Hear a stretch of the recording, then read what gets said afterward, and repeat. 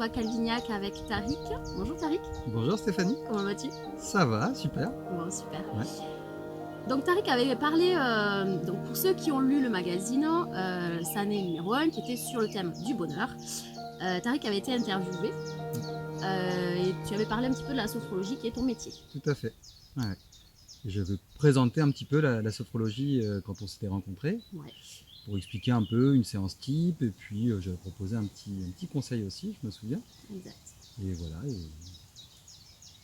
Je Donc, suis encore ici pour répondre à tes questions. ça marche. Donc Voilà. aujourd'hui, on parle sur le sujet de vivre en conscience. Déjà, est-ce que tu peux nous dire où on se trouve actuellement?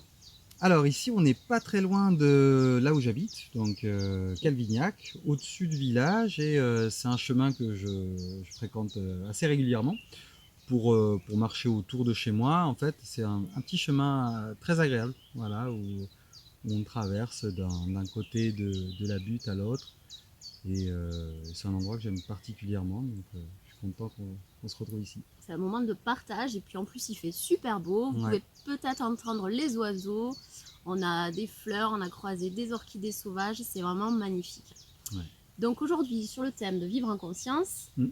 Alors déjà, est-ce que tu peux, avant toute chose, essayer de te présenter un petit peu ton parcours personnel, vite fait? Ok.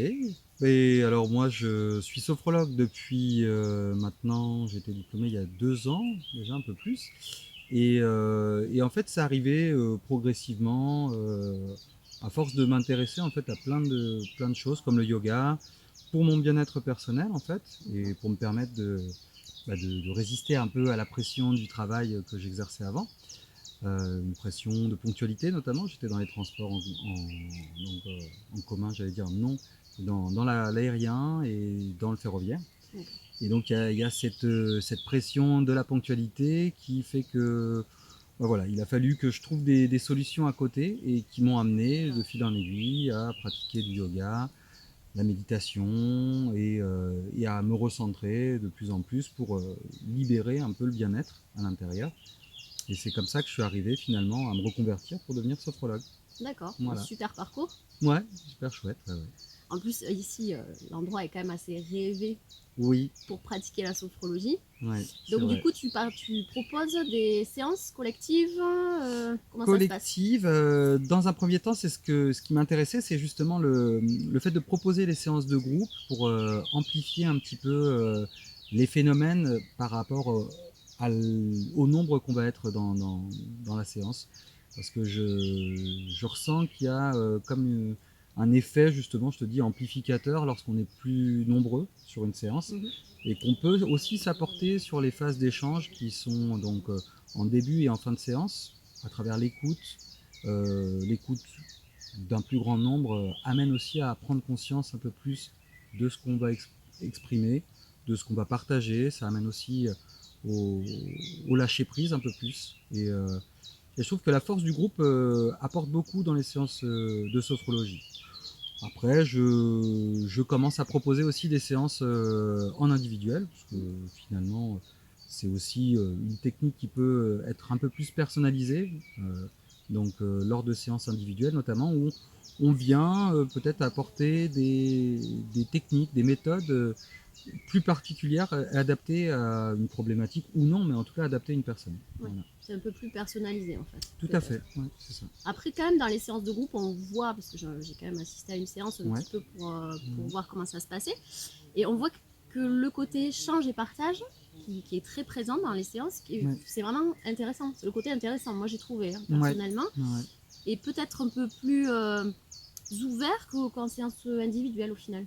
Ouais, où là, ça dépend surtout de la relation qu'il va y avoir entre moi et la personne qui vient en consultation, où ça se développe au fur et à mesure des échanges, de la confiance, du feeling aussi, parce que c'est important aussi qu'il y ait un feeling naturel, je dirais, entre deux personnes. Donc c'est un peu comme quand on choisit un médecin, dentiste ou kiné. Hein. Je pense que la relation, elle est importante aussi. Et donc c'est là où ça prend peut-être un peu plus de temps, ou alors ça peut se faire naturellement, mais bon, c'est des affinités qui sont là en individuel. Tandis qu'en collectif, il y a quelque chose qui est un peu plus du coup harmonieux, un peu plus large dans le groupe qui fait que ça prend plus facilement. On s'expose moins, donc du coup on s'exprime plus facilement peut-être. Mm. Donc, au contraire dans l'individuel où là on se retrouve en tête à tête avec moi et des fois ça peut bloquer peut-être, ou ça peut empêcher de dire certaines choses, ça ou peut même intimider. ouais, ça peut intimider. Ouais, ouais, D'accord, ok. Donc, est-ce que tu peux nous donner une définition, ta définition, parce que Ouais. vivre en conscience, c'est quand même un sujet très large. Chacun va avoir sa définition, sa façon de voir, comme toute chose d'ailleurs. Et est-ce que toi, tu peux nous donner ta définition de vivre en conscience ou de faire quelque chose en conscience? Alors ouais, c'est comme tu dis, c'est assez large, et c'est assez personnel finalement. Chacun se l'approprie. Moi, en tant que sophrologue aussi, j'ai ces techniques qui amènent justement à vivre la pleine conscience, un peu comme on pourrait développer en yoga et dans d'autres disciplines. Mais pour répondre à ta question, ma définition, ce serait de dire en fait, c'est être présent. Être en conscience, c'est être présent à soi, à son sentiment, à son émotion, et en même temps à ses sens. Donc à la vue, être présent par exemple ici, être présent à notre échange, être présent à l'environnement qui nous entoure, à la lumière, à la chaleur, et à travers les 5 sens, justement, essayer d'être concentré sur ce qui se manifeste, sur tout ce qui peut se ressentir, et dans l'émotion aussi, à travers l'esprit. Donc c'est être présent avec son corps et son esprit, pour résumer. D'accord, ok. Donc là, si par exemple on se dit on vit cette interview en conscience, Ouais, ça serait accorder l'attention à l'autre, accorder son attention à soi-même, tout à fait. écouter les oiseaux, Ouais. ressentir là le tapis de mousse qui est Ouais. sous nos jambes. Voilà, ça serait ça en fait. C'est beaucoup d'informations, Ça fait certes, beaucoup d'informations. mais c'est à peu près ça, ouais, oui. C'est d'essayer d'être le plus présent et le moins encombré au niveau de l'intellect, des pensées, des souvenirs. C'est souvent ce qui empêche justement la pleine conscience et qui fait que bon, on est là, on cogite un peu, ou alors il va y avoir une sensation qui va nous amener un souvenir et qui va nous ramener encore dans l'intellect et revenir au corps et à la perception des sensations, de l'émotion. C'est possible avec un peu de concentration ou de pratique, mais c'est ce que tu dis, c'est vraiment d'être présent à ce que tu échanges, à ce que je peux écouter, de ce que tu me dis, à ce que je peux ressentir et t'exprimer, et en même temps au chant des oiseaux et à tout l'environnement et toutes les sensations dans notre corps en même temps. D'accord. Donc après, en sophrologie, du coup, il y a des exercices pour s'aider, euh, pour, euh, pour apprendre un petit peu, pour ceux qui ne savent pas trop comment s'y prendre, ou pour s'exercer, ou pour continuer à le faire. Tout à fait. Quel genre d'exercice tu as en sophrologie pour ça? Alors il y a plein d'exercices pour justement amener petit à petit, progressivement à cet état de conscience et de présence, et simplement d'accueillir tout ce qui va se manifester. Et alors ça dépend du niveau, je dirais, de chacun, mais de sa capacité à se concentrer sur ce qui se présente. Et il y a des exercices qui commencent assez régulièrement, même pour des gens qui sont un peu plus initiés, par l'observation tout simplement de la respiration. Et alors il y a des exercices de respiration inspirés du yoga notamment, des exercices de visualisation aussi qui permettent de respirer en visualisant par exemple un carré. Donc on compte 4 temps pour inspirer, 4 temps de rétention, 5 temps pour expirer, 4 temps de rétention, et on visualise un carré lors de l'exercice. Et donc ça permet de focaliser sa concentration sur le visuel dans l'esprit et en même temps sur la respiration. Et c'est les premiers exercices de base. Après, il peut y avoir des mouvements notamment, il peut y avoir une prise de conscience simplement dans l'observation immobile des sensations dans les parties du corps qu'on doit détailler, couper en plusieurs parties au niveau de notre corps avant de totaliser justement la perception dans l'ensemble du corps. Donc on vient essayer de réduire en fait la zone à couvrir avec notre concentration pour se concentrer un peu plus sur les bras par exemple, sur le ventre, et ressentir ce qui se passe à l'intérieur, en surface, et puis petit à petit on découpe le corps pour finalement arriver à une perception plus nette de l'ensemble du corps dans son unité. D'accord, une perception globale. On commence par des Tout à petits fait. morceaux comme un puzzle en fait. On prend Exactement. des petits morceaux de puzzle et on assemble tout Et et c'est ça ça. donne quelque chose de global. Tout à fait. Ok, super.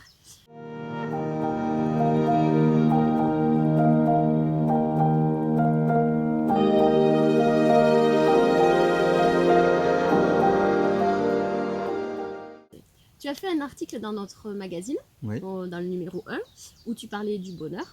Ouais. Et tu avais donné une petite astuce. Est-ce que tu peux nous la rappeler pour ceux qui n'ont pas lu le magazine? Alors oui, tout simplement, c'est d'essayer d'installer un rituel en fait dans son quotidien qui peut prendre 5 minutes, 2 minutes en fait, mais de commencer à être concentré sur ce rituel présent et répété en fait. Et c'est important en sophrologie de répéter l'exercice pour pouvoir se l'approprier et finalement s'approprier cette pleine conscience.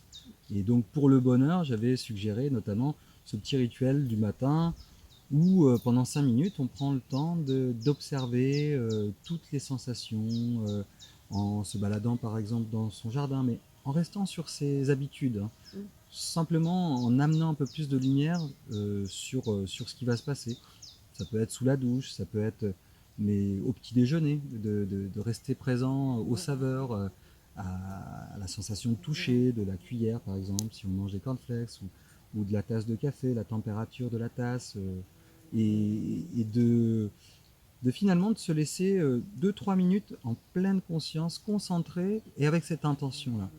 Et l'intention, encore une fois, c'est quelque chose qui va nous amener à observer tout ça de manière très concentrée et pas se laisser emporter par les souvenirs ou les pensées du jour.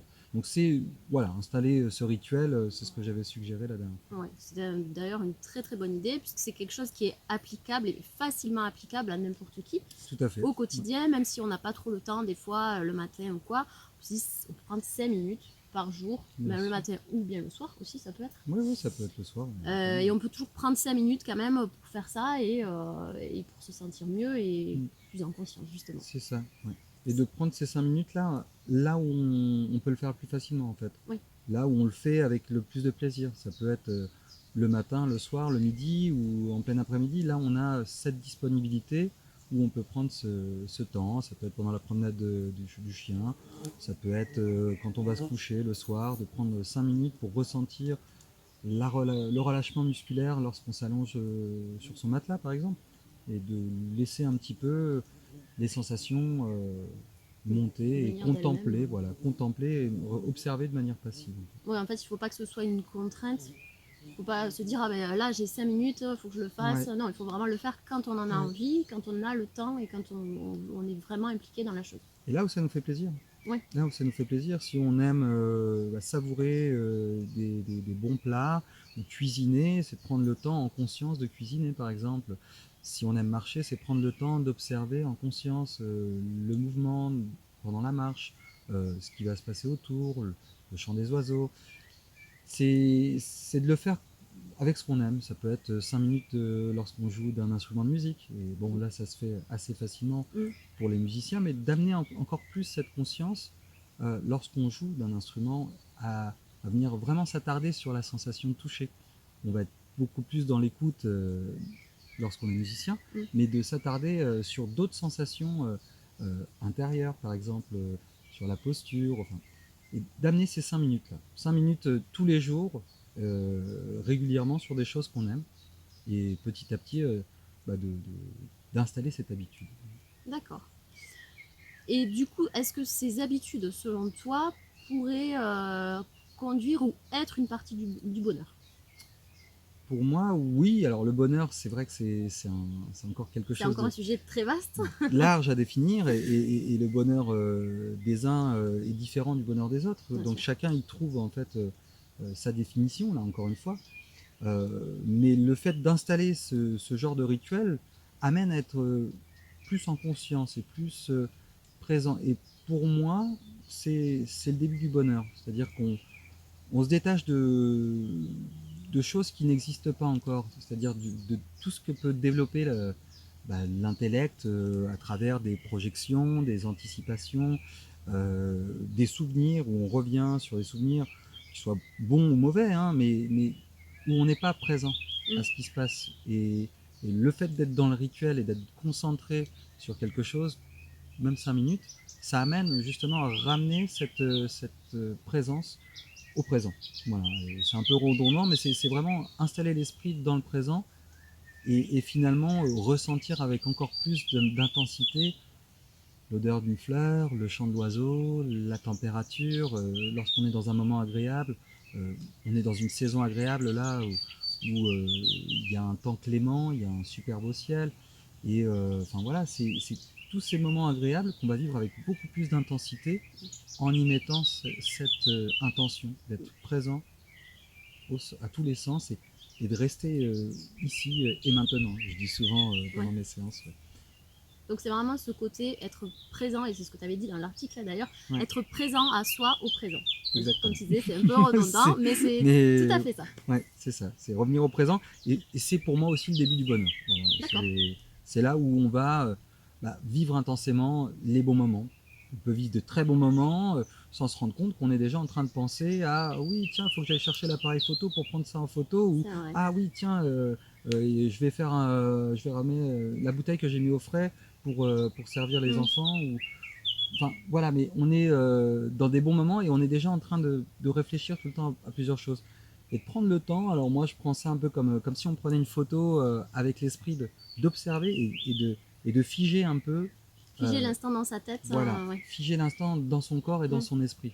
Plus que dans la tête où on va identifier les choses et peut-être plus mentaliser, mais vraiment d'être là et de lâcher un peu la réflexion et les idées. Plutôt vraiment profiter du moment présent, quoi. Et prendre ça dans son cœur. Ouais, exactement, ouais. Ok. Ressentir le plaisir encore plus intensément, plus profondément. Ouais. D'accord.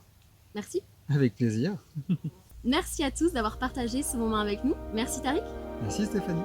Si cette interview vous a plu, n'hésitez pas à nous suivre et à vous abonner pour voir les prochaines vidéos. À bientôt.